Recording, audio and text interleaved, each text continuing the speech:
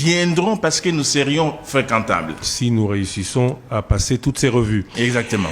Accord de coopération gagnant-gagnant avec le Rwanda. Certains diront dans l'opinion publique, le Rwanda ne produit pas de coltan. Pourquoi est-ce qu'on le fait avec eux? Le Rwanda ne produit pas telle et telle chose. Et pire, le Congo produit des denrées, des choses listées dans cet accord qu'il pourrait lui-même organisé sur son territoire. Pourquoi cet accord? Pour faire comme ce que demandait le président français Sarkozy quand il s'est adressé devant le Parlement réuni en congrès, partager les richesses du Congo? Je vais être honnête avec vous.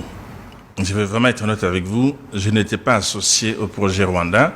Je n'aurais pas grand-chose à dire. Mais par contre, ça ne me gêne pas parce que le Rwanda, c'est un voisin naturel.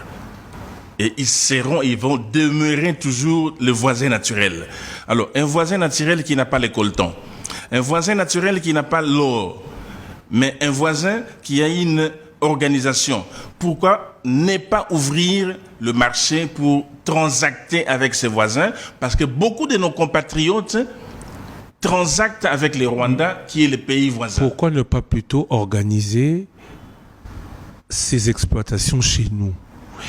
La guerre qu'on nous a imposée depuis de nombreuses années serait la guerre de l'exploitation commune par certains pays des richesses du Congo. Ceux qui nous faisaient la guerre hier ont donc gagné aujourd'hui le droit d'exploiter comme nous les richesses congolaises. Je disais que, en toute honnêteté, je n'étais pas impliqué dans le projet, mais j'essaie de comprendre. Il y a des pesanteurs sur le plan politique qui valent plus que la conception sur le plan économique. Ça peut se comprendre s'il faut le calme, éradiquer, je dirais, le conflit, l'insécurité dans l'Est, pour que le Rwanda étant proche de chez nous, plutôt que je suis en train de réfléchir à haute voix, d'exploiter certaines de nos ressources, mais ça ne dit pas qu'on les donne au Rwanda, c'est un partenariat. On aura peut-être à avoir un avantage comparatif, peut-être parce qu'il y a l'énergie facilement au Rwanda. On exploiterait certaines ressources de sorte qu'on déterminerait la répartition des parts.